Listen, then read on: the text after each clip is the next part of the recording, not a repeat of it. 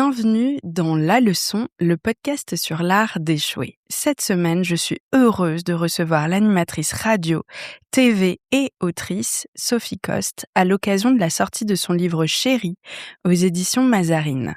Roman qui retrace l'expérience de 5 femmes face à l'emprise psychologique. Elles qui s'installent doucement, presque invisiblement. On parle beaucoup du pervers narcissique. J'ai moi-même exploré ce sujet avec ma maman dans un épisode très personnel sur mon beau-père Paul. Évidemment, le prénom a été modifié et il était moins joli le prénom. Mais comment reconnaître concrètement les mécanismes de la manipulation ? C'est ce qu'on va explorer aujourd'hui à travers ta propre histoire. Hello Sophie. Bonjour Pauline. Je suis heureuse de te recevoir. Moi aussi, je suis très contente d'être là et j'adore ton podcast. Je trouve que, en tout cas, le sujet de tirer des leçons de l'expérience, je trouve que en effet, la vie n'est faite que de leçons. Et en fait, je crois qu'il n'y a pas d'échec. Parfois, on se bloque soi-même parce qu'on veut tellement bien faire, on se dit « Ah non, on m'y reprendra plus ». Et donc, on se bloque finalement de nouvelles expériences qui nous permettent de grandir, d'évoluer, d'en tirer des leçons sans jeu de mots un peu lourdingue, quoi. Non, mais c'est surtout que je pense que tant qu'on n'a pas compris la leçon, en fait, que veut nous inculquer la vie, après, on appelle ça comme on veut. Ouais. On peut appeler ça l'univers, on peut appeler ça Dieu, on peut appeler ça selon ses croyances. On va dire la vie, en fait. Pourquoi on est là, en fait ? Quel est le sens de notre venue sur Terre, en fait ? C'est simplement, je pense, d'expérimenter. Et pour moi, probablement, d'essayer de s'élever un petit peu en étant meilleur. Mais comment est-ce qu'on devient meilleur ? Finalement, c'est dans l'échec. Vraiment. C'est en tirant des leçons. Et tant que tu n'as pas compris la leçon qu'on a envie de te faire entendre, l'univers est en mode on te renvoie toujours la même, en fait, on te renvoie toujours la même leçon.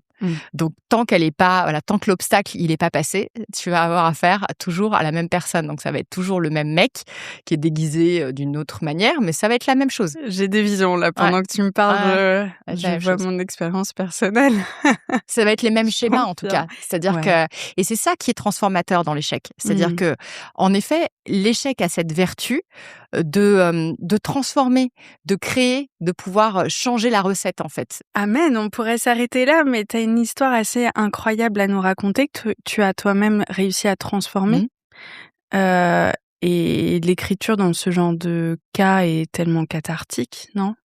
Alors, c'est marrant parce qu'il y a beaucoup de personnes qui me posent cette question-là et je ne crois pas avoir écrit pour ça. En fait, il y avait une nécessité d'écrire véritablement, mais je pense qu'en fait, le moment où il y a eu un peu cette catharsis, c'était vraiment au point final. Voilà.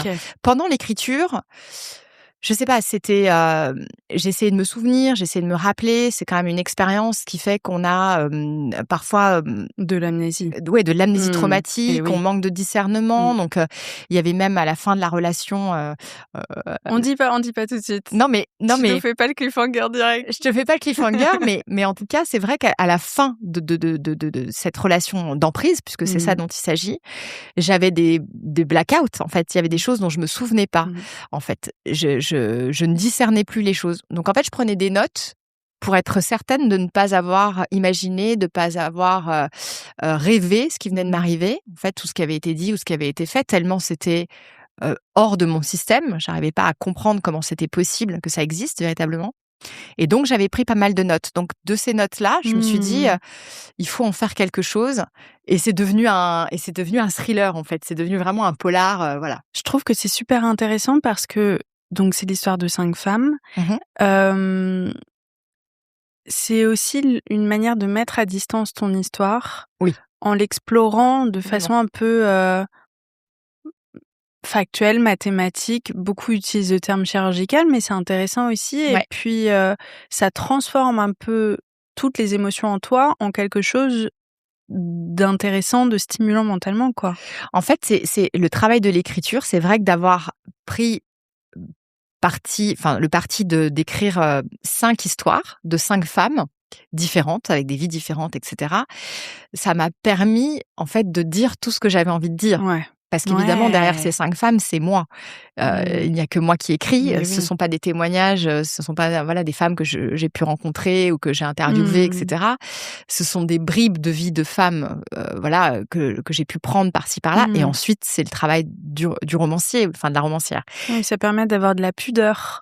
Alors ça permet d'avoir de la pudeur Ouais. et de l'impudeur, parce que j'ai un Ah oui. personnage qui justement, en tout cas, oui, d'avoir de la pudeur, moi. Ouais. Parce que je fais passer par ce personnage qui Mmh. s'appelle Nour, heu, tout ce que j'aurais pas pu faire passer par Sophie, puisqu'il y a aussi une Sophie dans les Mmh. 5 personnages, dans les 5 femmes. Elle existe aussi. Donc ouais, ça, c'était intéressant de pouvoir, avoir ce vecteur-là, et aussi je me suis rendu compte après, mais après, vraiment après l'écriture, en réfléchissant à pourquoi j'avais mis en place ces 5 femmes aussi. Alors, je voulais montrer aussi la triangularité, tout ça, les infidélités, et cetera, ça, c'est Mmh. certain. Mais je pense que, elles résonnent toutes chez moi dans une sphère différente. C'est-à-dire qu'il y en a une, c'est ma sphère professionnelle. Mmh. C'est vraiment, voilà, le côté, carrière. Mmh. L'autre, c'est vraiment mon côté maman. C'est la Mmh. fibre maternelle qui parle. L'autre, c'est mon côté, de banlieue. Moi, j'ai grandi en banlieue, j'ai grandi à Mantes-la-Jolie.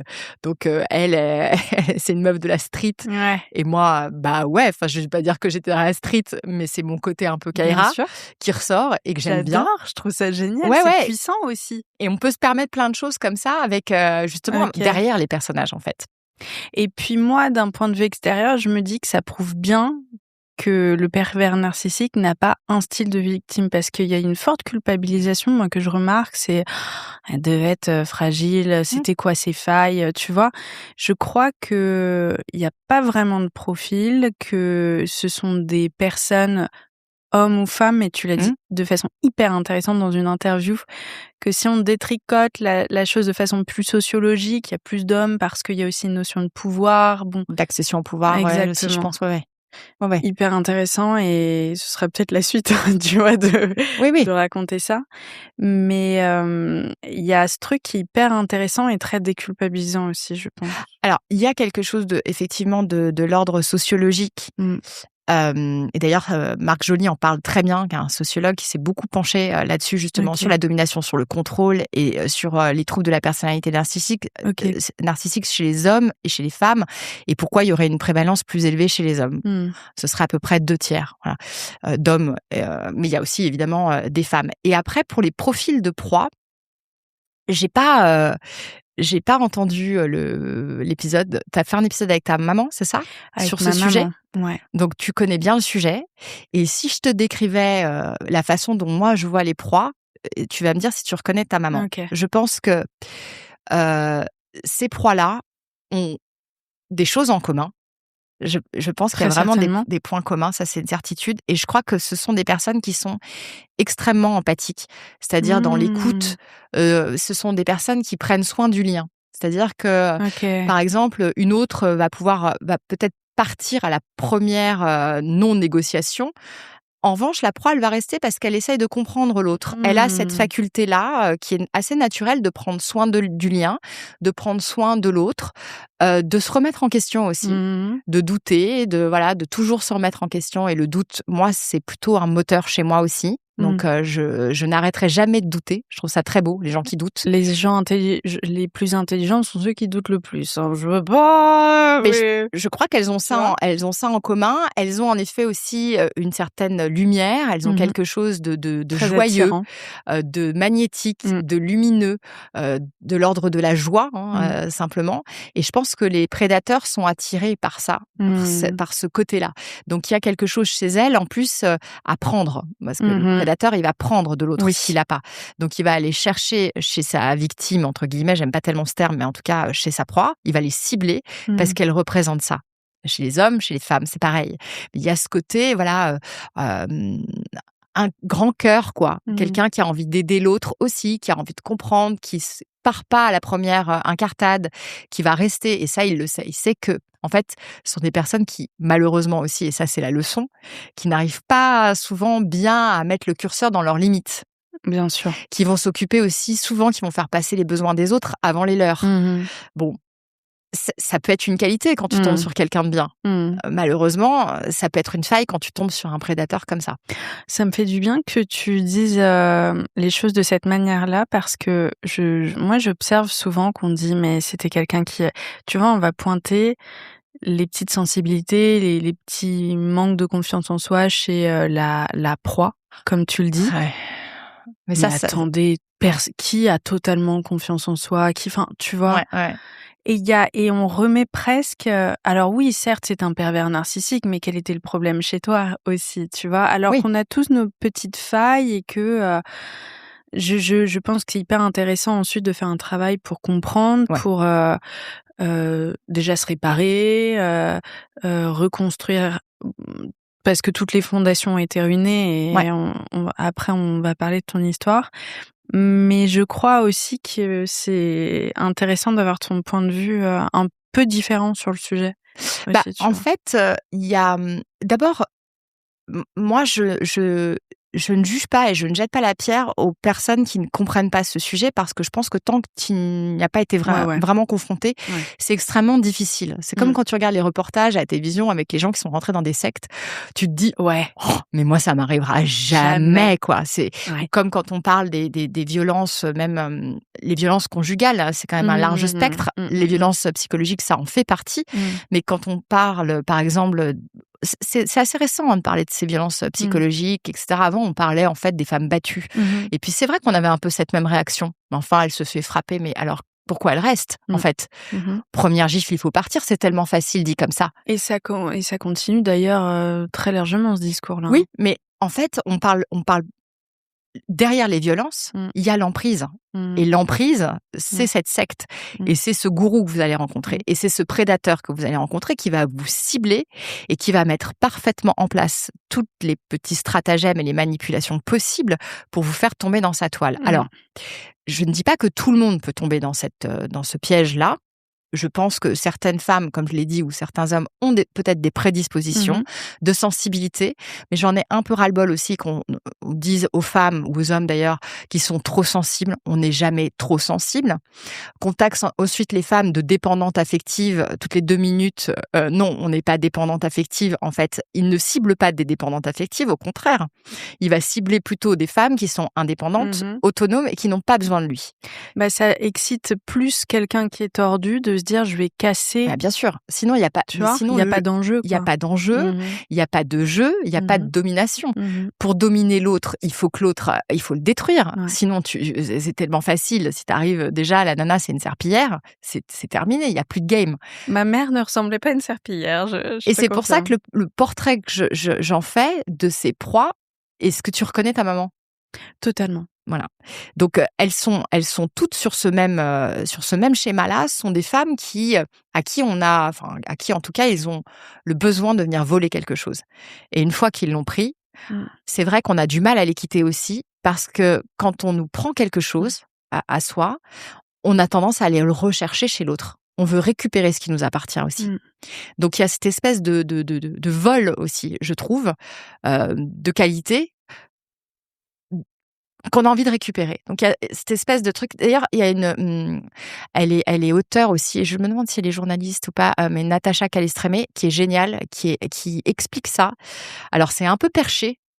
C'est un peu à un niveau de compréhension un peu plus, on va dire, ésotérique. Sur les énergies ? Sur les énergies et sur le vol d'âme, en fait. C'est ce qu'elle explique, elle. J'y crois beaucoup, moi. Voilà. Et elle explique ça très bien. Et moi, j'avais lu pas mal de choses d'elle, justement, à ce moment-là, parce que je me disais, mais pourquoi j'ai besoin d'y retourner ? C'était pour aller me rechercher moi-même, parce que ce qui m'avait volé, je voulais le récupérer. Bon, il vous le rend jamais, donc ça sert à rien. Mais il y a quelque chose de cet ordre-là, je crois. Tu regardes des photos de toi à cette époque-là et toi aujourd'hui. Moi, il y a un truc qui est saisissant après un ex en particulier qui n'était pas pervers narcissique, mais qui m'avait fait me dépérir comme un petit raisin sec. Et moi, j'arrivais pas à partir parce que j'avais tellement perdu ma lumière et ma confiance en moi que mon image de moi était tellement naze. Je me disais, mais personne d'autre voudra de moi. Tu vois ? Ben après le spectre, ce que tu décris en tout cas, ça ressemble pas du tout à de l'amour. Quand, l'autre, te Non. vide de ta lumière, c'est pas bon. C'était pas de Moi, je l'amour. vois pas des pervers narcissiques partout, hein, et puis je suis pas experte non plus. Mais je vois quand même dans ce que tu me racontes une certaine perversité. Parce Mmh. que, quand on se retrouve comme ça vidé à côté de quelqu'un et que lui, en sort grandi d'ailleurs souvent, hein, on n'est pas fatigués tous les 2, hein, c'est que toi. Mmh. L'autre il est, Ouais, ouais, il ouais. se remplit. Ce Donc, qui il y a quelque chose comme ça, hein, de cet ordre-là, où il y a quelqu'un qui monte et quelqu'un qui mmh descend. Donc je sais pas si c'est ça ta relation, mais Écoute, tout ce que je peux dire, c'est que j'ai glow up après cette, voilà, ça c'est tu dit, vois? on l'embrasse. Non. Moi, j'adore cette phrase-là: «Jouissette la vie qu'il mérite». Je Bon, il l'adore, l'aura de toute façon, tu je sais, l'adore. c'est la vie se charge de toi. Moi, j'y crois à ça. Je pense que enfin, c'est ce que j'essaye de dire parce qu'aujourd'hui, j'ai beaucoup de femmes, tu vois, qui viennent, Ouais. témoigner aussi, qui viennent me raconter leur histoire en me disant: «Mais merci parce que je me sens moins seule, Mmh. je me sens pas folle, je me sens comprise et je me sens pas jugée». Et moi, j'aime bien cette phrase-là de leur dire: «Mais en fait, la bonne nouvelle, quel que soit le moment où on en est, le timing dans la relation, c'est quand même qu'il faut bien se dire qu'on sera jamais comme eux». Et c'est vachement agréable C'est déjà d'avoir vrai, cette pensée-là. c'est vrai. Parce qu'on essaie de comprendre. Alors, mais pourquoi ils font ça? Mais quel est l'intérêt? Mais pourquoi détruire l'autre? Mais pourquoi alors est-ce qu'il m'a aimé? Mais pourquoi il m'a pas aimé? Mais pourquoi je suis restée? Pourquoi je suis partie? Déjà rien de se dire ça, on sera jamais comme eux. Moi, je trouve qu'il y a un espoir là-dedans qui est déjà, un 1er pas, quoi. Tellement une reprise de pouvoir Ouais, et puis aussi de se regarder soi et de regarder les belles qualités en soi qui ont fait qu'on est tombé dans l'emprise. Tu le disais, le fait d'avoir oui. un grand cœur et cetera. En fait, c'est quelque chose de magnifique. Alors voilà, c'est exactement ça va avec cette phrase-là. C'est-à-dire Mmh. quand je dis: «On sera jamais comme eux», ça veut dire qu'en effet et ça me fait de la peine de voir certaines femmes qui ne se rouvrent plus à l'amour Mmh, parce qu'elles ont mmh peur, tellement peur mmh. et je le comprends parce Mmh. qu'on est dans une espèce d'hypervigilance après et est-ce qu'on prend le risque ou pas Mmh. d'aimer à nouveau? Et puis on se fait plus confiance, non plus Alors, pour choisir la bonne personne. je crois qu'une fois qu'on a compris et une fois qu'on a digéré et une fois qu'on a cheminé, on arrive à se refaire confiance soi, OK, dans sa relation à soi, c'est rassurant, à se OK. dire, «Je m'aime à nouveau». Ouais. Et de là à faire confiance à l'autre, de là à aimer à nouveau, de là à prendre ce risque-là, de Mmh. retomber à nouveau peut-être, sur quelqu'un qui pourrait, être du même profil ou de la même engeance, ça c'est encore une autre étape. Mais il faudrait pas qu'il nous Affaire à enlève ça suivre. quand même. Ah non, alors ça, moi, Moi il m'a je enlevé 1 an celui-là. C'est beaucoup 1 an dans une vie où on tu vois? est-ce qu'il a enlevé ou est-ce qu'il a apporté aussi d'autres choses? Comme je suis spirituelle, je me dis: «Bon, bah, j'avais besoin d'apprendre ça», Voilà, tu ouais. vois? Ouais, je pense qu'on est toutes les 2, Tu vois? on a ce truc de se dire, hem OK, c'était vraiment dur, Ouais. c'était terrible et mais c'est ça les épreuves. Mmh mh. Enfin, la Mmh. vie, elle est faite que de ça aussi Mmh. et c'est Et puis vrai ça que t'apporte de la profondeur et puis tu et tu transformes la preuve en quelque chose de joli parce que tu aides à ton tour, et puis j'espère que cet épisode en aidera plus d'un et d'une, tu vois? j'espère parce que vraiment, il y a aussi une autre chose qu'il faut comprendre, par exemple, pour l'entourage, hem et comme tu le disais, tu vois, il y a quelque chose de très laid dans cette relation qui abîme, qui détruit, et Mmh. cetera. Ça, c'est une certitude Mmh. et on se dit et on a tendance à se dire, comme tu dis: «J'ai perdu 1 an, j'ai perdu 5 ans, j'ai perdu 10 ans». Mmh. Mais au fond, pourquoi on y retourne? Pourquoi on reste? Pourquoi on fait ces allers-retours? Donc non seulement il y a une codépendance, et cetera, mais si on passe même outre ça, de temps en temps, si on va vers quelque chose d'un tout petit peu plus spirituel, on a vraiment besoin de toucher le fond Mmh. et on a vraiment besoin d'aller jusqu'au bout de l'histoire et ça, l'entourage peut pas vraiment, jauger de ce curseur-là. Il y a que soi-même, en fait. C'est comme un alcoolique, c'est comme, voilà, c'est comme un drogué. Jusqu'où il va aller pour se rendre compte que là, OK, il a atteint ses limites. On peut pas être juge de ça, en fait. Mmh. C'est à c'est à soi-même de faire cette expérience-là, de savoir où sont ses limites et peut-être qu'on a besoin de toucher le fond encore plus pour pouvoir se relever encore plus. Mmh. Peut-être aussi cette espèce de tu vois? Ouais, en tout cas, la question se pose, c'est intéressant. Tu le rencontres dans quel contexte, toi, cet Alors, ex? moi, je le rencontre, en fait, c'est marrant parce que j'ai vu hier, pas plus tard qu'hier ou avant-hier sur Instagram, une des manipulations justement du narcissique, c'est exactement la rencontre que j'ai eue avec lui. C'est-à-dire qu'il m'a en fait empêchée de dormir pendant toute une nuit au téléphone et il m'a fait parler de moi. En fait, c'était un ami d'un ami. On avait un ami en commun. Bon. OK. Et puis moi, ça faisait longtemps que je le connaissais. Ça faisait quand même quelques années en tout cas, que je l'identifiais, mais on se OK. fréquentait pas. Mais je voyais qui il était parce que c'était un pote de pension du père de mon fils, enfin voilà, de mon premier fils. Donc, dans mon système, ce mec, il existait, Ça mais met très en loin. confiance en plus. Voilà. Oui, oui, parce que c'était un ami du père de mon Mais fils oui. quand ils étaient beaucoup plus jeunes, et ensuite un ami d'un ami que je voyais régulièrement, etc. Donc il était dans ce giron-là. Et moi, je l'avais jamais envisagé. Je sais pas trop si lui, oui ou pas, j'en sais rien. Et à ce moment-là, il y a un contexte de vie pour moi qui est un peu plus fragile, c'est-à-dire que je me sépare du père de Mmh. mes enfants.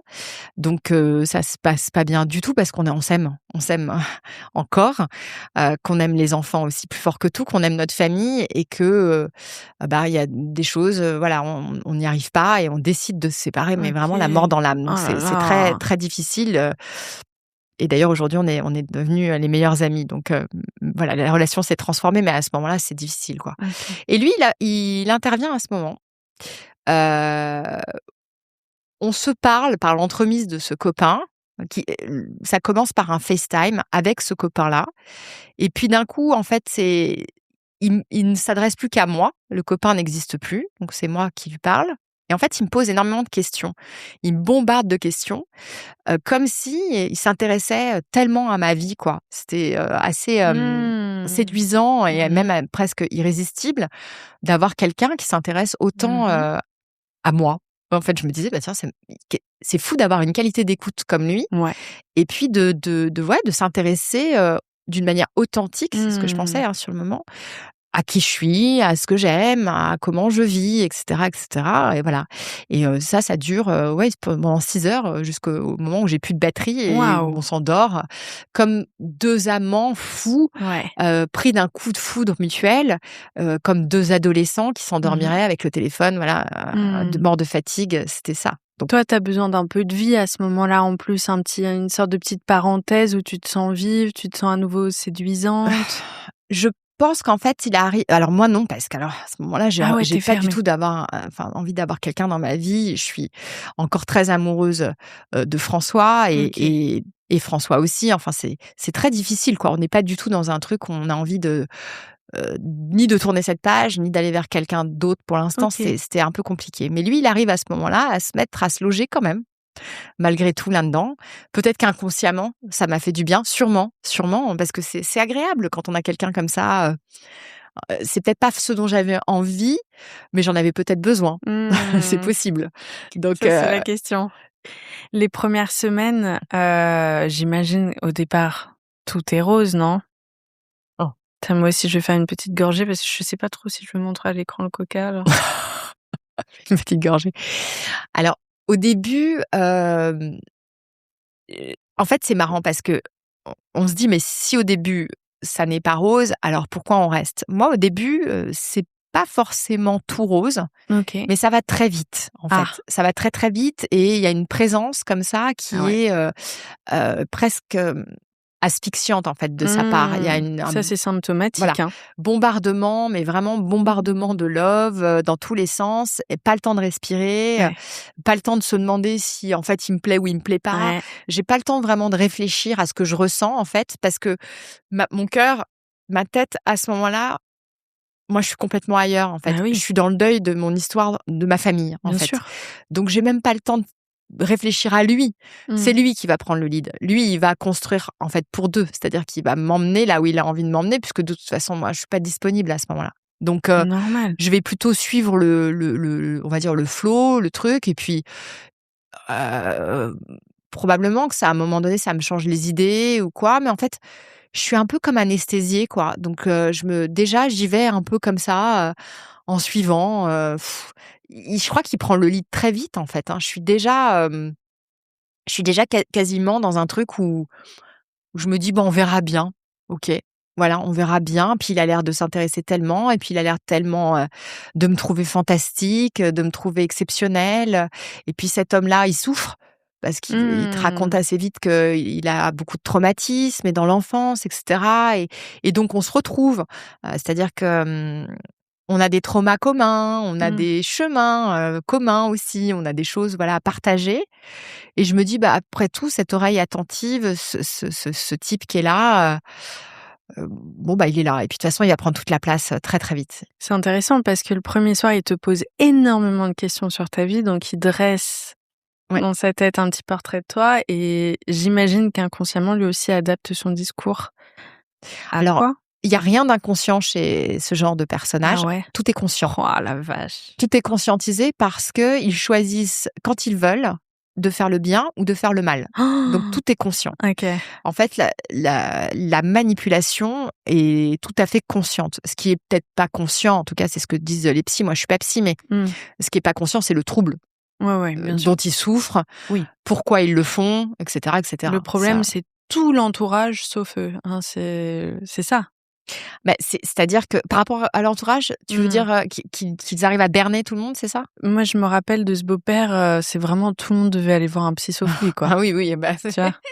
Oui, puis il a toujours des très bons conseils d'ailleurs. Il faudrait que tu te soignes, il faudrait que tu fasses ci, il faudrait que tu fasses ça. Oh là. Il faudrait que tu manges plus comme ci, il faudrait que tu parles moins comme ça, il faudrait que tu cuisines plus comme ci, il faudrait que tu t'habilles moins comme ça, il faudrait pas que tu mettes ce sweat. Moyen. La frange là, bof, j'aime pas trop la robe, alors je sais pas. Sur l'autre, c'était beau, mais sur toi, je sais pas, c'est pas ouf. Mais tu serais tellement belle, tu sais, si tu perdais 2 kilos. Ouais, c'est pas grand-chose 2 kilos, tu vois. Non, mais c'est pour ton bien. Oui, vraiment, je le dis pour toi. Parce que je te dis, tu le prends mal, tu pleures, mais t'as pas d'humour, arrête. T'es sensible. T'es sensible. Non, t'es trop. Ouais. Hein, t'es trop. C'est trop. PTSD. J'ai des images. Tu vois, c'est vraiment ce truc-là qui se met en place et d'une manière très insidieuse parce que en effet, t'as tous ces compliments au départ, un rôle qui te donne, qui est un rôle indispensable. Donc ça y est quoi, on est lancé au bout d'un moment, puis on est en confiance, etc. Et puis hop, ça se distille comme ça, tu vois, en goutte à goutte, des petites phrases comme on vient de se faire un petit ping-pong sympa. Oui, parce que c'est juste une petite phrase dans un quotidien qui, de l'extérieur, fait rêver. Et puis tu te dis, mais attends, je vais quand même pas me plaindre parce que là, il y a un mec qui arrive, qui a envie de s'engager avec moi. Ça va vite parce que, voilà, je veux dire, à notre âge, plus le temps on se connaît. Enfin, tu dois te faire toutes ces bien sûr. Tu vois? Mais bien sûr, parce que en fait, effectivement, comme je disais, c'est des gens qui les proies doutent souvent, en fait. C'est pas qu'elles n'ont pas confiance en elles, hein, c'est qu'elles se remettent en question. C'est encore une notion un peu différente. Okay. Donc, en effet, elles vont douter, et puis lui, il va distiller ce doute, il va l'induire souvent en disant mais t'es trop ceci ou t'es pas assez cela, ou si t'avais été comme ça aurait été génial. Mais là, en fait, il y a un conflit ou il y a une dispute. Évidemment, c'est ta faute. Hein. Tout est toujours de la faute de la victime. Il y a jamais de prise de responsabilité et jamais de culpabilité. C'est-à-dire qu'en fait, il va y avoir toujours un retournement une inversion de la culpabilité et une inversion de la responsabilité. Donc ça, c'est très bien fait aussi. C'est fait dès le début, comme ça, mais vraiment d'une manière très insidieuse, sur des détails. Alors c'est vrai que quand on le raconte, on peut pas vraiment se rendre compte parce qu'il y a l'accumulation. Et puis en plus, il alterne. Il alterne les compliments, mais même dans la même phrase, en fait. Le compliment déguisé, voilà, comme tu dis, tu serais tellement plus belle si tu perdais un peu de kilos. Et puis il va aller sur des trucs... des complexes qu'il a notés, parce que quand moi il me parle pendant 6 heures le premier jour, il note tout, c'est conscient, il est là pour emmagasiner toutes mes datas, pour savoir là où il va pouvoir appuyer après. Donc moi, quand je raccroche, le lendemain, parce que effectivement je m'endors sur cette conversation, sur ce moment-là, et en fait je me rends compte que ça n'est pas une conversation, que je ne sais rien de lui. Le lendemain, je me dis tiens, j'ai beaucoup parlé, tout de suite. Et en fait, c'est marrant parce que tout de suite, il y a un premier truc qui vient me dire, il y a un déséquilibre. Voilà. Mais comme tu viens de le dire si justement, c'est pas grave. Ça peut faire, en fait. T'as un mec qui s'intéresse à toi, qui te fait parler pendant 6 heures. T'adores parler, toi. T'es toute contente, tu racontes ta vie, etc. Puis en plus, t'en as besoin parce que là, pour le coup, t'es en train de te séparer, donc ça te fait du bien. Et tu vas te plaindre parce que t'as un mec qui t'écoute, alors quoi? On se plaint tout le temps, un mec qui t'écoute pas assez, un mec qui t'écoute trop, donc tu dis ok, stop, Et puis, ce truc-là de, mais Sophie, enfin, personne n'est parfait, tu vois? Oui, mais ça, Oui, c'est alors oui, en fait, ça, c'est juste parce que lui, il va jouer sur tous les codes amoureux, en fait, Mmh. qui va pousser au max pour essayer que ça aille vite, parce que tu peux pas, en fait, Mmh. garder un masque, hein, très longtemps. J'imagine que comme tu l'as connu, dans ta famille, tu voyais dans le huis clos et dans l'intimité la véritable personnalité, la vraie nature de cette personne. Alors écoute, figure-toi, le truc moi, à l'époque, j'ai 15-16 ans, donc j'ai pas la maturité émotionnelle ni l'expérience et ce beau-père-là cache toute cette partie-là. Heu, En fait, il y a un truc qui est grand classique que j'ai su après. Il dit à ma mère que je suis le diable, que je porte le diable en moi et qu'il faut absolument qu'il nous sépare. Tu Ouais, vois? ouais, il isole. Il l'isole totalement et il réussit à me mettre en pension. Tu vois? Il a voulu faire la Donc même chose avec mes voilà. enfants. C'est pas Ouais, vrai. ouais, ouais, non, mais exactement la même chose. Il faut les mettre en pension. Ils vont être tellement heureux. Moi, j'ai été en pension. On va être tellement bien comme ça. On pourra voyager, etc. Bon, moi, je les ai jamais évidemment pas mis en pension.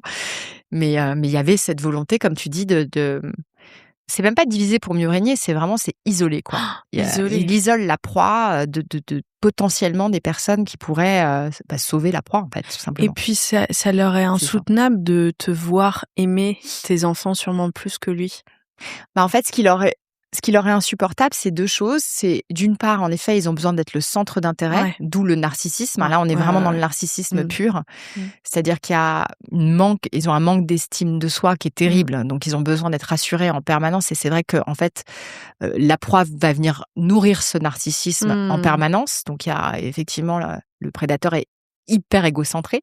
Tu belle, t'as un bon job, ça le flatte Bien aussi. sûr, Ouais. femme trophée, Ouais. voilà, celle qui va être, drôle en Ouais. société, qui va être aussi la bonne mère de famille. Ça, c'est bien. Mmh. C'est bien, ça assoit, voilà, ça assoit un homme d'avoir une femme qui a des enfants. Voilà, il y en a même beaucoup qui vont à l'église, par exemple, ou qui sont, très pieux, très spirituels. Ils vont, voilà, aussi développer ce truc-là pour évidemment, se faire, passer pour des gens super. Ouais, c'est dingue. C'est dingue et ce truc-là d'aller très, très vite, c'est hyper intéressant parce que toi, tu pas une seconde à toi pour prendre le temps de checker, ce que tu as dans le bide. Qu'est-ce que tu ressens? Est-ce que tu le kiffes autant qu'il te kiffe? Ah, il y a ce truc qui s'emballe pour Il mieux. Ouais, il y a toutes ces questions-là, en fait, que tu te poses, en fait, mais tu as pas le temps vraiment de Ouais. trouver la réponse. Donc, je pense que dans une relation, en fait, c'est des questions normales qui arrivent. On se dit: Mmh. «Bah, tiens, est-ce que, ça va très, très vite?» En fait, le gars Mmh. dit: «Je t'aime» au bout de 3 semaines. Donc, bah, vous n'êtes pas capable de lui répondre, Mmh. «Je t'aime» aussi Mmh. parce que, bah, vous le pensez pas, en Oui. fait. Ouais, bien sûr. Donc, mais là, vous vous dites: «Ah mince, il est tellement amoureux, le pauvre, et tellement romantique», enfin. Je suis en train de tout casser, quoi, donc Mmh. finalement, vous êtes à la meuf un peu chiante, quoi, qui se laisse pas aller, à un Mmh. romantisme exacerbé que lui met en place et après tout et puis vous avez peut-être un peu peur aussi de froisser ses émotions, de froisser ses sentiments. Mmh. À ce moment-là, hein, de ma vie, hein, Bien sûr. aujourd'hui, je sais qu'un mec me dit: «Je t'aime» au bout de 2 semaines, je lui réponds pas, ça me pose pas de problème. Oui, il y a un truc maintenant, en C'est fait, mais j'en ai marre de tu parlais de dépendance affective. J'en ai marre à chaque fois de me dire peut-être que c'est parce que je suis anxieuse en amour et cetera. Non, en fait, si je ressens mmh? dans mon bide qu'il y a quelque chose, c'est qu'il y a quelque chose qui est un peu désaxé, point. J'arrête d'essayer de rationaliser, tu vois, de prendre sur moi, ça c'est un truc, Mais je crois que en fait, ce qui est important, c'est effectivement de s'en tenir. Alors, il y a 2 choses. Heu, pour parler du corps, mmh, c'est ce qui se passe avec ce type de personne. mmh. Le corps parle. Le corps se défend toujours. Donc on va avoir, au bout d'un certain moment, des maladies. Oui, oui. Mal à la gorge, parce qu'on peut pas dire, donc Bah, il la y a gorge plein de qui se choses qui se passent serre. ici. Mmh. Une bronchite aussi beaucoup là sur le cœur, il y en a beaucoup sur le cœur, des infections urinaires parce qu'on a Mmh. il vient évidemment sur votre territoire et les reins ne filtrent plus les déchets. Donc il y a de la toxicité, il y a quelque chose comme Mmh. ça. Le corps, il parle, hein, ça Mmh. c'est sûr.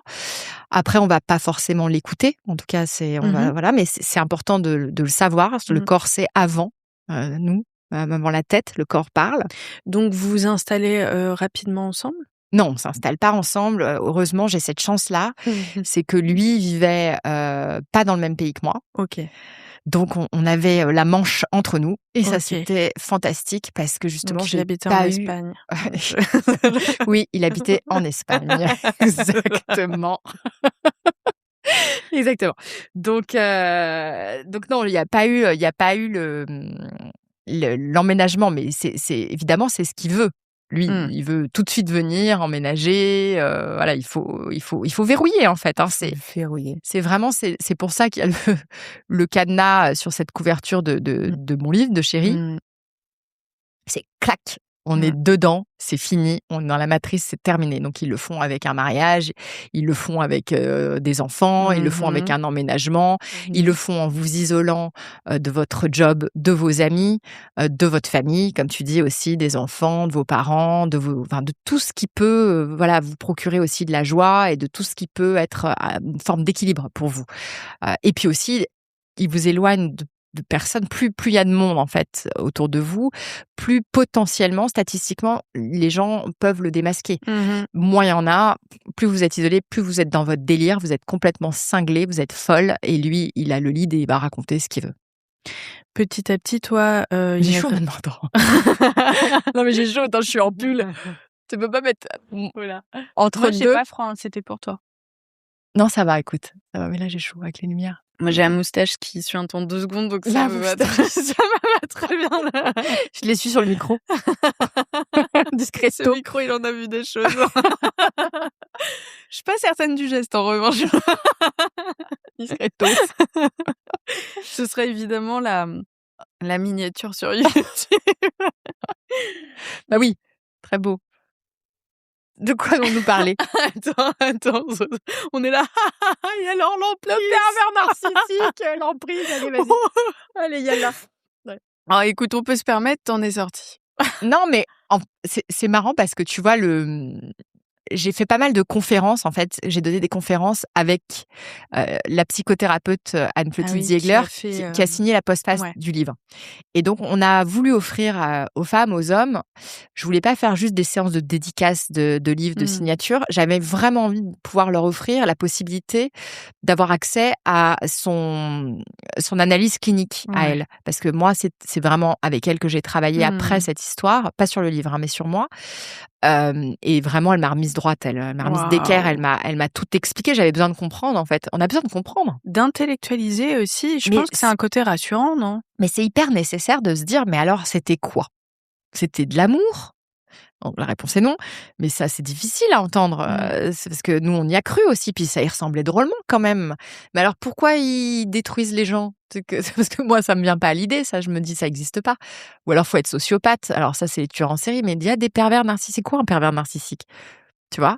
Et donc, elle m'a tout expliqué, elle a mis des mots dessus, j'ai compris ce trouble de la personnalité, j'ai posé beaucoup de questions, etc. Donc c'est vrai que j'avais envie aussi de pouvoir offrir ça à mes lectrices, à mes lecteurs, parce que j'ai des hommes aussi qui viennent. Hein. Oui, j'en ai dans il y en a dans les groupes de parole, il y en a, tu vois. Bon. Et donc, ça, c'était intéressant, la compréhension de tout ça, et même des années plus tard, il y a encore des questions que je me pose, moi. Sur des trucs où je me dis je viens de comprendre ça en fait. Moi, ça me pop parfois avec des ex, pareil, des années plus tard, une réflexion parce que maintenant il y a une neutralité. Je suis en mode mais c'était pas du tout ok, et c'est fou comme les émotions peuvent dépeindre un truc sur l'instant T où vraiment le brouillard est ultra opaque et parfois on a besoin, tu vois. Ce qui est dingue, c'est en fait même de pouvoir en rire après. Ça, meilleure thérapie. Tu vois, c'est ce qu'on se disait tout à l'heure en off, on peut pas rire, on parle de violence psychologique sur les femmes et sur les hommes. C'est difficile de mettre de l'humour là-dedans. Mais moi, dans mon livre, on rit. On rit, on sourit, et toutes mes lectrices et tous mes lecteurs me disent ça fait du bien parce que je voulais pas écrire un truc trop. Alors il y a des scènes, elles sont si dures parce qu'on est dans la machine à laver, hein. On est dans les soreuses et tout ça, on est là, tout le programme, hein. Ça fait 440 pages. Donc tu peux y aller, et il y a 5 femmes. Donc on est dans le truc. Ce que je voulais montrer aussi, c'était la répétition, la mécanique, le truc machin. Donc on est ballotté là-dedans, mais on rit aussi. On rit parce que ce qui est hallucinant, et c'est ce que tu dis, c'est quand on en est sorti et quand on a cheminé et quand ça y est, on va dire on est guéri, on est sorti de l'ornière définitivement et qu'on voit la farce. Ces manipulations, c'est toujours les mêmes en fait. Donc il y a un côté un peu grotesque. Et ouais, c'est vrai, il y a un côté grotesque, t'as raison. En fait, c'est une fois que tu vois, en plus avec ce genre de type, c'est plus c'est gros, plus ça passe. Ouais. Donc, Ce qui serait un très bon titre par ailleurs. Plus c'est gros, plus ça passe. Pardon. Ça peut, ok. Je vais réfléchir pour le deuxième. Je pense à toi. Je ferai ta post-face. Franchement, tu me feras ma post-face. La préface même, peut-être. C'est encore mieux. Mais il y a un côté comme ça, en fait, où c'est pour ça que j'arrive à sourire, parce que tu vois cette espèce de scène comme ça, géante, qu'il met en place, parce que lui, il y a une théâtralité comme ça, où tout est mis en scène. Et puis, tu as un prestidigitateur au milieu, un peu à la David Copperfield, tu vois, qui est en train de te faire des trucs de ouf, tu vois. Et puis, d'un coup, en fait, à force qu'il te fasse toujours les mêmes trucs de ouf, tu finis par voir la trappe là qui est en dessous, là-bas. Et puis, le truc, ça marche moins bien, parce que tu dis, mais non, mais là, il y a la trappe, et puis tu lui dis. Tu lui dis, mais regarde là, ça marche pas, ton truc. Parce qu'il y a la mythomanie, il y a tous les symptômes qui vont avec. Hein. Donc, tu dis, bah non, là, tu m'as menti, là, regarde. Hop, preuve, j'ai vu la trappe en dessous. Bon, il va retourner le truc. Mais au bout d'un moment, ça marche. En fait, ça ne marche plus. Et ça devient pathétique. Et ça devient pathétique après. Une fois qu'on a déculpabilisé, une fois qu'on a compris qu'en effet, de toute façon, il ne pouvait pas y avoir de succès dans cette histoire. On parlait de l'échec, ça ne peut être qu'un échec, puisque les règles sont induites par lui, pour se redorer le blason. Donc vous avez beau essayer de jouer au jeu. Ah, peut-être que si j'étais plus sympa, peut-être que si j'étais moins ceci ou plus cela, il serait plus comme ça ou comme il était un peu au début, parce que vous avez envie de reprendre votre shoot de dopamine du début. Vous l'avez rarement. Vous avez des miettes, en fait, après. Hein. C'est je te coupe, c'est cette sorte de roue où tu passes, c'est récompense, châtiment, tu sais, comme une drogue. Ouais, c'est ça. Où on te dit qu'est-ce que t'étais génial hier soir et tu dis ah ça y est, on retrouve les débuts et puis voilà, et ça repart. Et c'est vraiment ce que tu dis, c'est très juste, c'est vraiment la caresse claque. C'est plap plap plap. C'est vraiment il oscille en fait tout le temps entre les deux, et puis il va régler, lui, son curseur en fonction des réactions. Donc, lui, son but, vraiment, sa jubilation profonde, hein, c'est de vous voir détruite. Donc, il va monter quand même pas mal le curseur du cortisol, du stress. La dopamine, c'est-à-dire la récompense, comme tu décris ce circuit-là, ça va être de moins en moins souvent. Mais ton cerveau, il a enregistré que ce gars-là, c'était ta récompense. Donc, tu es déjà dans l'addiction, dans la codépendance avec lui. Donc, c'est pas une dépendance affective, hein, c'est lui qui vous met en dépendance affective, parce qu'il induit ça aussi. Et il y a effectivement ce circuit-là qui vient se mettre en place, où on est comme un drogué, en fait, où on a ce craving de retrouver ce shoot de dopamine avec, en fait, cette drogue qui est lui-même. Et on vient se soigner, mais c'est très triste, dans le creux de son bourreau, en fait. C'est horrible. C'est horrible. C'est la pire situation. C'est-à-dire que... Ta famille et tes amis s'en rendent compte ? C'est une bonne question. Sur le moment, j'ai demandé justement à ma meilleure amie, parce que je lui parlais. J'ai toujours parlé, je lui ai toujours raconté ce qui se passait. Pas la honte que j'avais, et puis pas tout ça. Et puis je lui trouvais toujours des excuses, etc. Je lui disais toujours, non, mais bon, peut-être j'ai été un peu chiante hier, ou il est fatigué. Elle me disait, ouais, enfin, t'es quand même très malheureuse. Tu pèses 49 kilos, voilà. Est-ce que t'es sûre que ça va, quoi? Et donc, moi, mais elle finissait toujours, parce qu'on en a parlé il y a pas longtemps, elle finissait toujours par se dire, bon, bah, ok, si Sophie me dit que ça va et que, en fait, peut-être, moi, je pense que c'est un bon gars. Elle m'a dit, j'ai jamais vu ce que tu écris dans le livre, en tout cas. Elle l'a jamais vu. Non. Elle est tombée de l'armoire, parce que je lui racontais pas l'intime. Je lui racontais ce que j'avais bien envie de raconter. Bien sûr. Genre, mon mec a été horrible hier, il m'a dit ça, non, mais c'était pas... Je lui disais pas, ouais, je suis dans la merde, meuf, il faut que tu m'aides. Jamais. L'entourage, je sais, ressent souvent aussi une petite culpabilité après mais comment j'ai fait pour ne pas voir? On voit pas. Ouais. On voit rien. OK. On voit rien parce que je pense que l'entourage, il faut pas culpabiliser. Ce qui doit être terrible, d'ailleurs, je pense, c'est pour une mère de voir sa fille là-dedans ou son Oh fils là là-dedans. là. Je pense que ça doit être monstrueux. Mais c'est très difficile parce qu'en fait, ils vont mettre en place cette stratégie aussi avec sociale. Donc, ça va être des gens qui sont accomplis, qui sont voilà. Et puis tu me disais par les proies aussi, le profil, par exemple. C'est des mecs qui adorent s'en prendre à des femmes qui ont des postes importants. Par exemple, des avocates, il y en a beaucoup. Moi, j'ai beaucoup de témoignages d'avocates. Eh bien oui, des femmes empathiques qui veulent prendre soin. Bah ouais.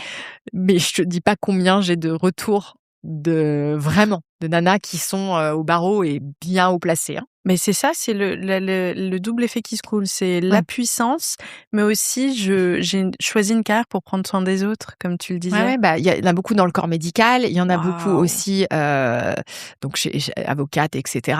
Et puis des femmes, alors chez les psys aussi. Oh la vache! Chez les psys, ils vont aller s'en prendre. Je suis contente d'être podcasteuse. Peut-être que j'y échapperai. Je suis que podcasteuse, moi. Laissez-moi tranquille. Je veux pas vous intéresser. Ah non, moi je vous intéresse pas. Passez votre route. Non, mais il y a vraiment ce truc-là. C'est vraiment plus c'est challengeant, plus c'est excitant en fait. Pour eux, il y a une adrénaline qui se fait à détruire l'autre, qui est, pour nous, qui est inimaginable. Pour nous, c'est incompréhensible. Mais c'est ce qui se joue chez lui. Il faut le comprendre ça. Plus vous êtes un challenge, plus vous êtes difficile à détruire. Et plus il va jubiler, plus ça va l'amuser. Et on le voit d'ailleurs dans ses yeux, dans son comportement, dans son regard. Il y a une jubilation à démonter tout ça.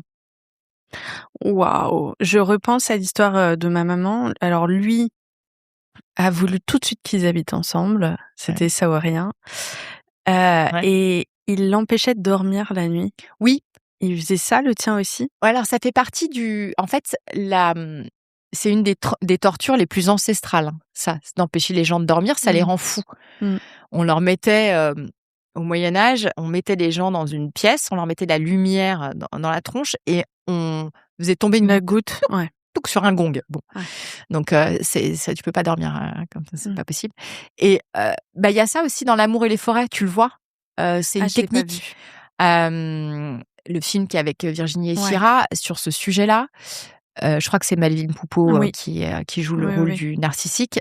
Et c'est exactement la technique qu'il emploie. Il l'empêche de dormir. Donc, elle est à bout de force. Déjà, on est vidé, on est épuisé, on est fatigué, on manque de discernement. Mais en plus, le manque de sommeil fait que en plus, t'as ça qui se rajoute. Et oui.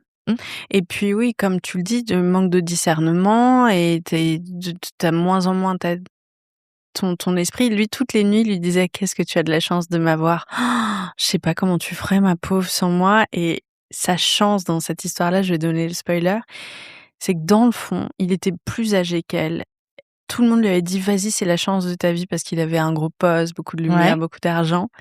Et elle était pas à fond sur lui. Et en fait, sa chance, c'est que tout le long, elle était en mode: mais je crois que je kiffe pas de ouf. Et elle a eu cette possibilité-là de partir au bout d'un an juste parce qu'elle avait ce sort de double cerveau, l'un qui était tombé dans l'emprise et l'autre qui était en mode il me plaît pas tant que ça, tu vois. Ouais, mais il y a un côté comme ça, en fait, vraiment aussi, je crois que il plaît pas tant que ça, en fait, au départ. Moi, il me plaisait pas non plus. En fait, au début. Ouais, c'est vrai ça. C'était pas.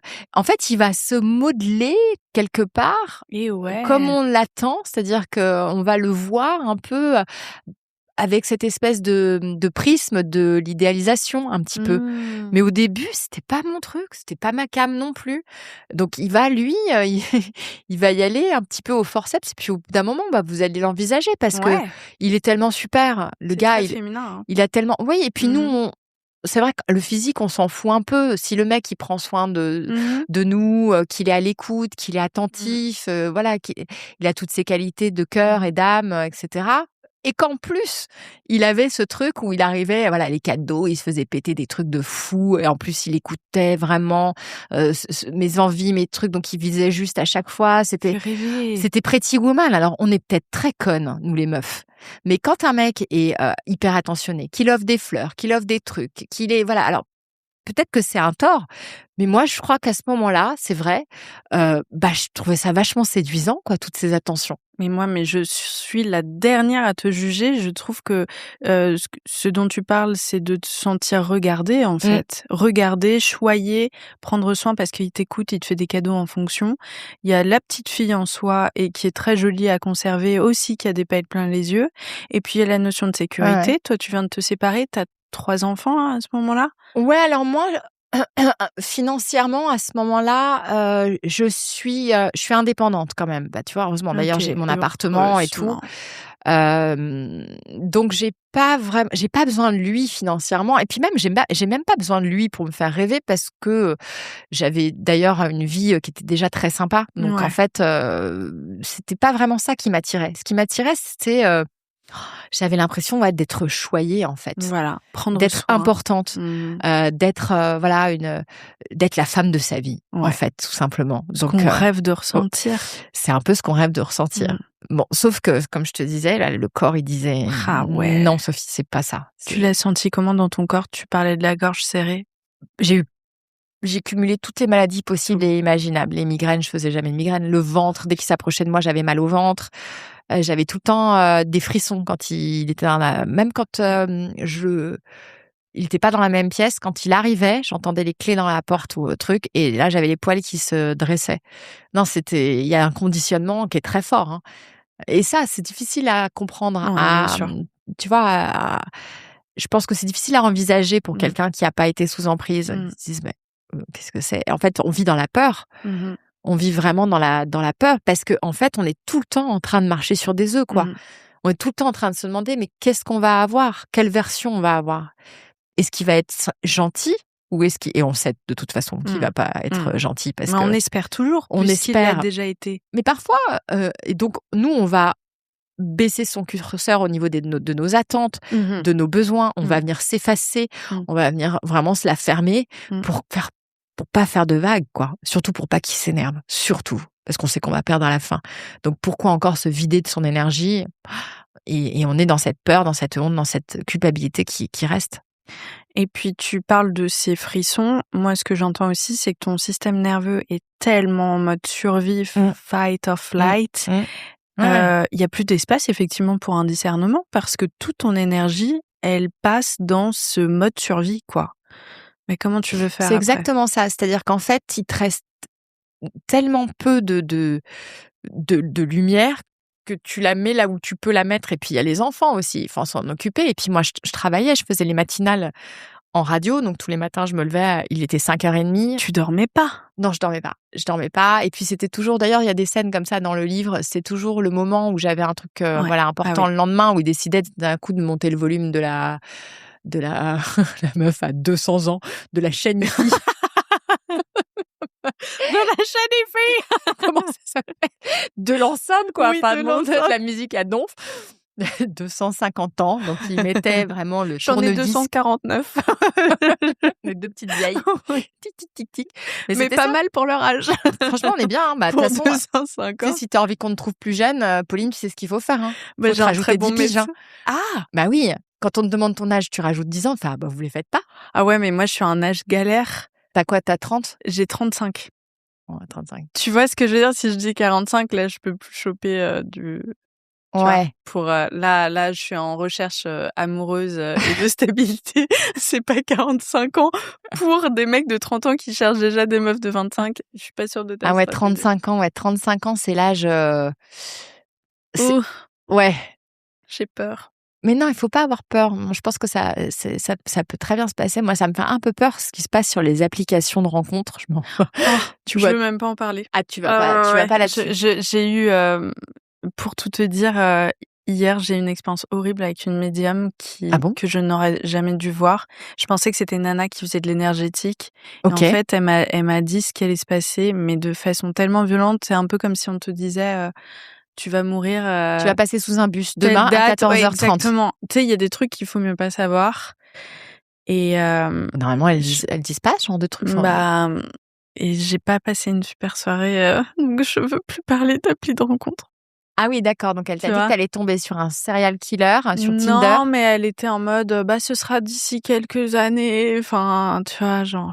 Vous avez rencontré l'homme de votre vie à 58 ans. Oui, voilà, c'est ça. Patience. Mais au moins, vous aurez un homme de votre vie, et puis ça va vous servir pour le podcast. Non, mais je sais que je me fais engueuler à chaque fois par les auditeurs quand je raconte une expérience comme ça, parce qu'ils sont en mode, en fait, on avait dit qu'on arrêtait. Parce que tu vas beaucoup voir de voyantes et de médiums. Ah ouais, mais tu sais que moi, sur mon téléphone, je peux te montrer, en fait, je pense que j'ai 200 contacts de voyants. Ok. Je pensais que j'allais me faire juger. Non, tu vas alors pas du tout. Parce que regarde, quand je tape voyant. Non, mais j'ai même pas fini. J'ai tapé voya. Et c'est pas Donc, voyage. médium, voyante, Estelle, Ingrid, Zoé.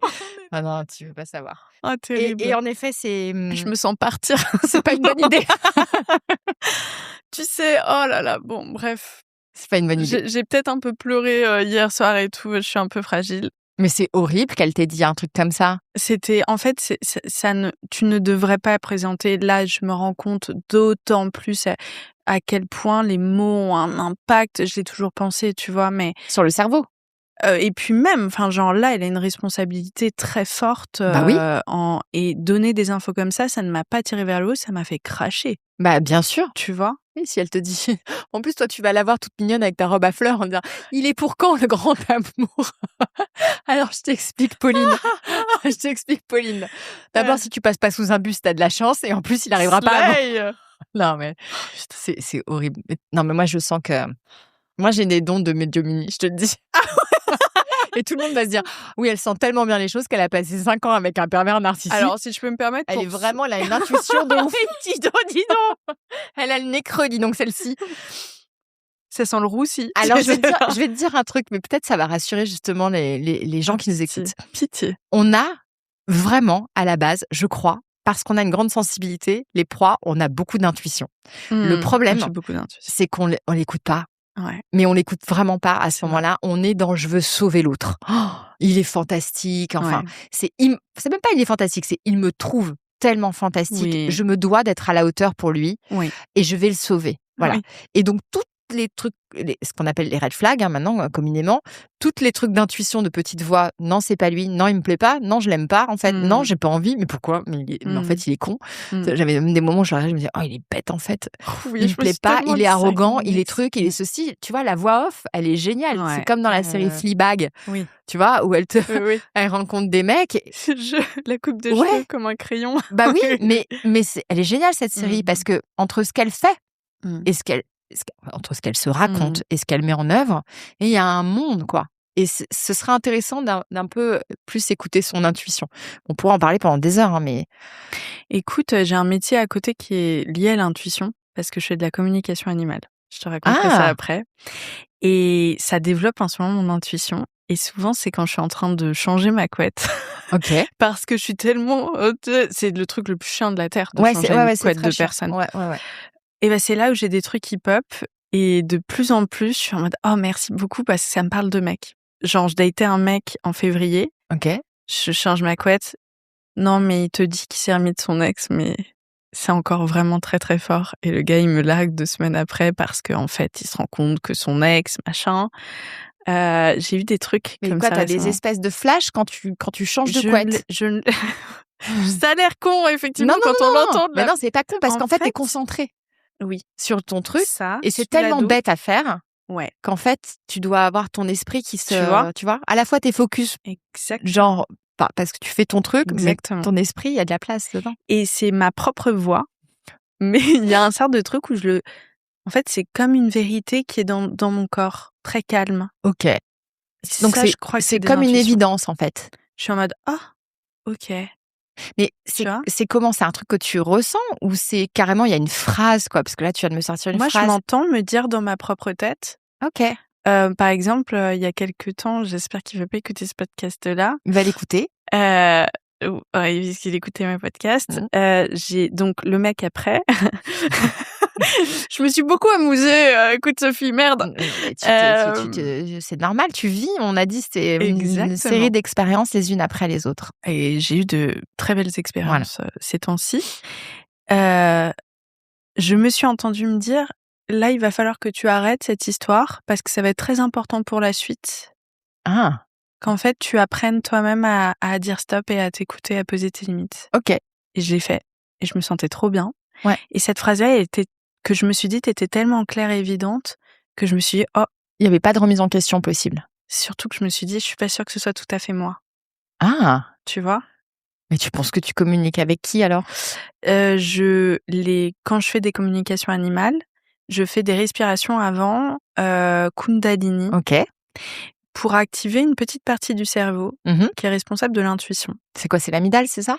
Alors, on peut dire ça. Moi, c'est la glande pinéale. Pinéale, ok. Mais c'est très lié. Ah oui, D'ailleurs, j'avais fait des méditations de Joe Dispenza sur la glande pinéale, ouais. Je vais t'en envoyer une qui est incroyable. Ok. Et quand tu le fais, petit à petit, il y a un truc qui se développe chez toi. Et tous les êtres humains l'ont. Hein. C'est pas un don, tu vois. C'est un truc que tu travailles. Tu le dis, tu ressens les choses. Ok. Je pense qu'il y a quelque chose à travailler là-dessus. Et je t'enverrai la vidéo après. D'accord. Mais tout ça pour dire que, quand t'es dans le dur, l'intuition, la petite, tu le disais, ces femmes très intuitives, toi-même très intuitive. On s'écoute pas.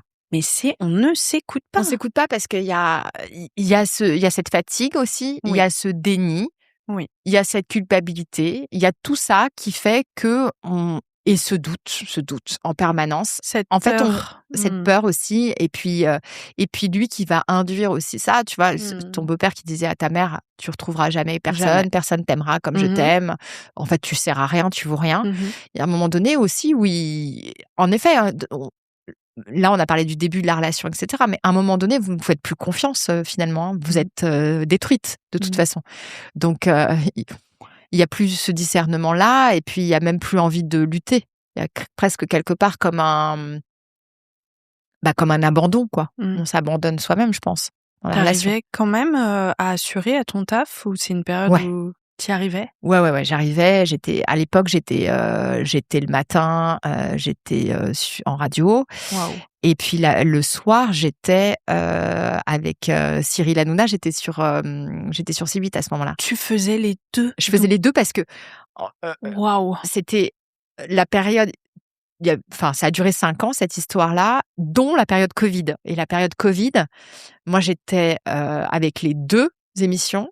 Pendant, je crois que ça a duré, je sais pas, 3-4 mois au moins de ce rythme-là, où c'était non-stop, parce que je me rappelle que Cyril, à l'époque, je crois qu'on prenait l'antenne, il était, si je ne dis pas de bêtises, aux alentours de 17h, un truc comme ça, tu vois, jusqu'à 21h30.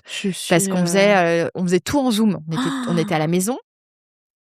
Et moi, à ce moment-là, tous les soirs, j'étais sur l'émission, quasiment tous les soirs. Il me sollicitait pour que j'y sois. Et donc, moi, j'acceptais parce qu'au fond, d'abord, c'était sympa de bosser parce qu'il y avait tellement t'as tellement besoin d'être utile, non, de faire un truc. Il y avait plein de gens qui bossaient pas aussi pendant le Covid. Donc, je me disais, attends, on me propose du boulot, t'y vas, bien sûr. Et puis, on rigolait beaucoup. Enfin, c'était la récré, tu vois, ça changeait les idées aussi. Moi, c'est vrai que ça m'a vachement aidée, en fait, d'avoir, tu vois, cette garder un lien humain. Bah oui, et puis c'est ce rythme comme ça, ce cadre. C'était vraiment comme un garde-fou, quoi, ces émissions-là. Pour plusieurs raisons. Parce que d'une part, j'étais en direct, donc je pouvais pas partir. Tu vois, j'étais obligée de la faire.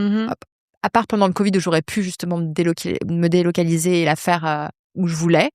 Mais sinon, j'étais obligée d'être dans les studios à Paris, d'être là, etc. Donc, il a jamais pu d'être en sécurité. Ouais, il a jamais pu m'enlever ça, mon travail. Mais il me disait, qu'est-ce que c'est con le job que tu fais, t'es tellement plus intelligente que ça, comment tu peux aller rigoler comme ça à la télévision, c'est du vide. Donc toi, tu finis par moi, je m'amusais. Moi, déjà, je m'amusais beaucoup. Je m'entendais très bien avec Cyril, avec la bande aussi. Enfin, tu vois, moi, Géraldine, Valérie Benaïm, enfin, pour moi, c'était un vrai cocon, quoi. Tu vois. Et d'ailleurs, je leur parlais toutes les deux. Elles savaient plus ou moins qu'il se passait un truc qui était pas cool. Elles sont fines en plus. Ouais, elles sont fines les deux. Ouais, elles sont loin d'être cons. Et c'était vraiment j'étais contente d'aller bosser, quoi. Tu vois, donc il m'a pas enlevé ça. Ouais, par contre, je suis bluffée par ta capacité de travail et là, on enlève en plus un pervers narcissique qui te sue. J'étais morte. Franchement, j'étais morte. C'est fou parce que tu regardes à l'écran, t'es belle, t'as un carnet et tout, et si on avait su, ça me brise le cœur quand tu vois, après coup, de se dire, mon Dieu, tu ne sais vraiment jamais ce que vivent... Non, on sait jamais. Et je me souviens même, à l'époque, j'étais vraiment, mais dans le dur, mais terriblement dans le dur. Je pense que j'avais eu 4-5 jours d'humiliation, de brimade, de silence aussi, parce que ça, c'est leur arme préférée, c'est le silence. Ils disparaissent, ils vous bloquent, et puis vous restez avec votre anxiété qui est créée par ce lien très violente. Toxique, qui est hyper violente. Et je me rappelle que j'avais posté, je sais plus quoi, photo, j'en sais rien, et j'avais une pote qui m'avait pas vue depuis longtemps, elle m'a dit ça a l'air trop bien ta vie en ce moment sur Insta, quoi. Et franchement, je pense que j'étais au fond du gouffre et j'étais pas loin de me dire je vais passer sous un bus. Tu vois. Donc faut se méfier de ce qui se passe sur Instagram et de ce qu'on voit effectivement, tu vois, à la télévision ou quoi. Mais oui, je tenais, puis j'avais des enfants aussi, donc les enfants, ça te tient droite quand même, tu vois. T'es obligé de. C'est ta respiration. Il est pas question, non, mais il est pas question de se foutre en l'air pour un type quand on a des enfants. C'est non. Non, merci, oui. Je me disais, c'est quoi ton régime un pervers narcissique? Ouais, mais tu sais, on n'en est pas loin parce qu'il pousse l'autre au suicide. Il pousse l'autre à la folie. Il est allé jusque-là, toi? Non, mais c'est leur méthode, c'est ça. Mon Dieu. Ça s'arrête au moment où l'autre décide de se foutre en l'air.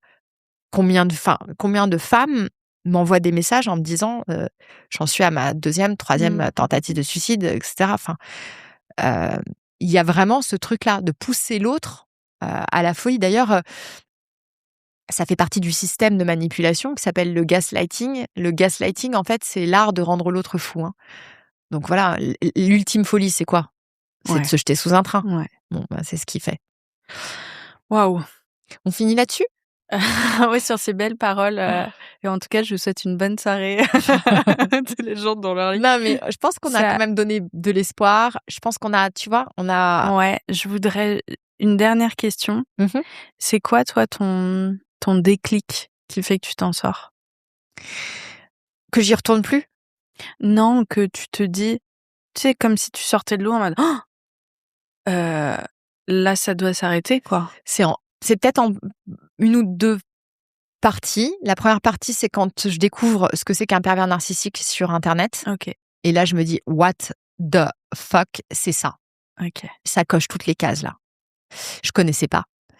Donc, je commence à binger des vidéos YouTube, de tout ce que je trouve, des podcasts, des trucs. Et à chaque fois, c'est ça. Ouais. Et je le regarde. Et il est à côté de moi, à ce moment-là. Et je lui dis, oh, regarde, t'es un pervers narcissique. Ah ouais? Bien sûr, je lui dis parce que moi, je veux sauver toujours le lien. Donc, je lui dis, attends, je vais voir si ça se soigne. La réponse est non. En 3 lettres. Non, la réponse est non. Donc, il y a cette première prise de conscience de la personne avec qui je suis, qui a ce trouble de la personnalité, où je me dis, bon, ok. Et je pense qu'il y a aussi il y a la mort de mon père, qui est une mort d'agonie, de cancer généralisé, où c'est un peu difficile en France de faire partir les gens qu'on aime. Oui. Plutôt que, voilà, enfin, tu vois, on les laisse bien trop longtemps. Et donc, il y a cette période de ma vie où mon père me dit « Promets-moi que tu seras heureuse, t'as pas l'air très heureuse en ce moment. » Et ça, je fais une promesse à mon père, je la tiens. Donc, un beau cadeau. Voilà. Eh bien, promesse tenue et merci Sophie pour la clarté. C'est tellement intéressant. Et puis la manière dont tu l'exprimes, elle est saine, elle est non jugeante. T'apportes vraiment une grande perspective. Je sais pas, je trouve que c'est un super épisode. Vraiment, merci de m'avoir fait confiance. Merci Pauline. Pour me raconter tout ça parce que C'est ton intimité et... Oui, c'est mon intimité vraiment profonde et c'est ça qui est d'ailleurs aussi amusant, si on peut finir sur une note un peu plus amusante, un peu plus légère, c'est que les hommes qui lisent Chérie, les hommes qui lisent mon roman, me disent: «Mais c'est fascinant parce qu'en fait, on est dans l'intimité, dans la tête de 5 meufs et on sait tout ce qui se passe, quoi». Je parle même pas de l'emprise, hein. Il y a vraiment, dans ce livre-là, pour les mecs, un mode d'emploi des meufs. Ah, c'est intéressant, ça. Qui est livré clé en main, quoi. Allez-y, faites-vous plaisir. Ouais, c'est intéressant. You're welcome. Cadeau. Conseil drague. Mais vraiment, il y a des conseils drague, il y a des conseils même de cul, il y a des conseils de plein de trucs. Alors les mecs, lisez-le vraiment, vraiment, vraiment. Merci Sophie. Merci à toi, merci beaucoup. Chérie aux éditions Mazarine. Ouais. J'espère que cet épisode vous a plu. Pour suivre les coulisses du podcast, n'hésitez pas à me follower sur Instagram @Paulette_Grisoni, sur Twitter, podcast LL en majuscule, ou sur Facebook, La Leçon Podcast. On se dit à très vite pour un nouvel épisode.